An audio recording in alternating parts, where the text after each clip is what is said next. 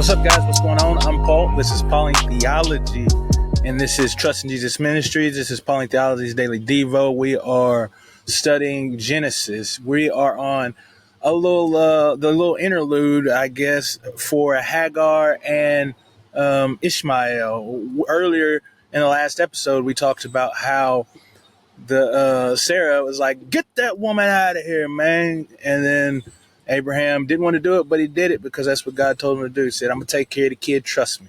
And so this is where we're at. As Abraham gave him some bread and some water, now we're going to see what happens after that. If you haven't read it, check it out. Read it. Stop the tape right now. See what it has to say. Come back. We'll answer the 4 questions.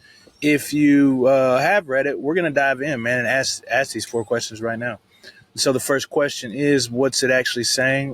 What's it talking about? Well, we already established that Ishmael and Hagar have been kicked out, and they're in the wilderness. He sent them out.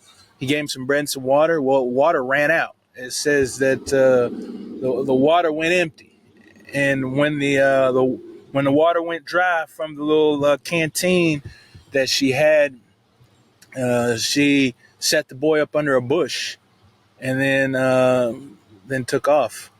So I just want to mention this a little bit. We talked about what it meant for Genesis in the second part, where it says that these bushes or this greenery hadn't yet grown yet.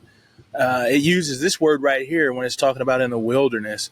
And this is an incident in which it seems like the weight of sin or the destruction of the power of sin is in this place.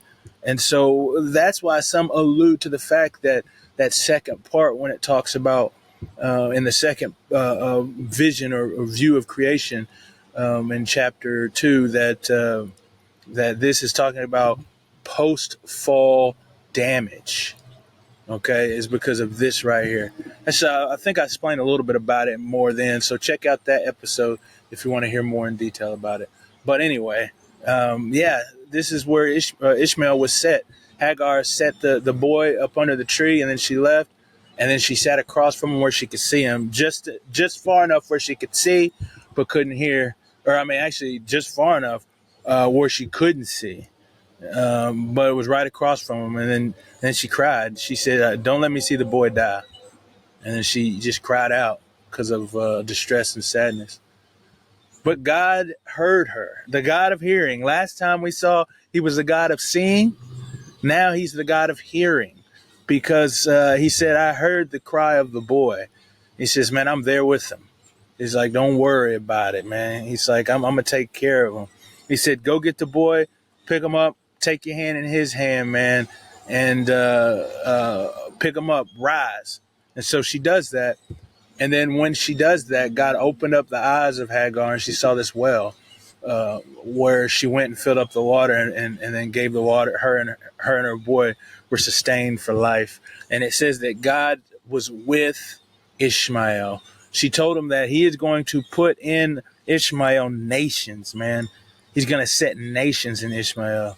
And so he's going to be an important part. And that's what was told to Abraham earlier when he told him that just go ahead and do what Sarah says. It says, because he is your seed, so I will take care of him.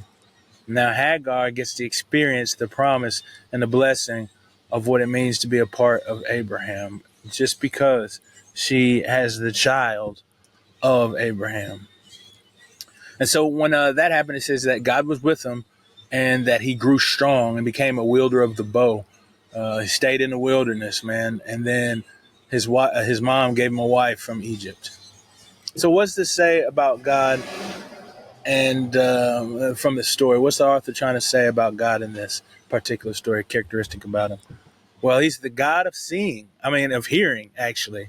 So he is the God of seeing because he saw the boy and he was with him, but he heard the boy. It's funny because last time he was a God of seeing, now he's the God of hearing.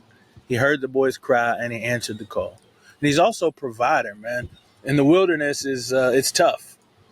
And so the way of life, which in any situation we have to have water to live, but it's so much more difficult to find when you're in the desert. And so for God to provide this for the child is proving his character, that he is a provider for those in whom he loves. So he's a provider, man. He gave this water for Hagar and Ishmael to survive. What does it say about man? Well, it says trust God. First off, it not only says trust God, but actually to rely on God. And so that's what trusting God is relying on God. But I wanted to say it in that way, I guess, because it's a way in which we lean and we find all of our necessities, all of our livelihood, all that we feel that we need in order to survive. We place it into the hands of God. Because even though she made it that day, she got the well to drink the water, but she's still living in the wilderness. She's still surviving in this rugged and arid area, semi-arid area, a place where it's difficult to survive.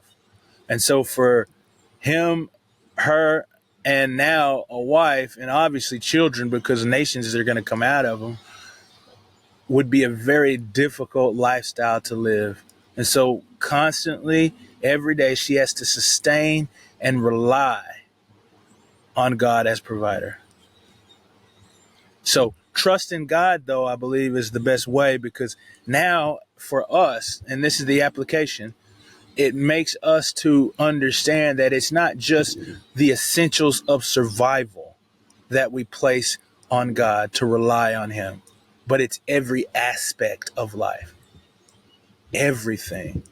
And so whether it be just to eat in the morning, whether it be for our livelihood, to be able to pay the rent and the bills, or whether it just be for joy and contentment and happiness, we trust in God for that.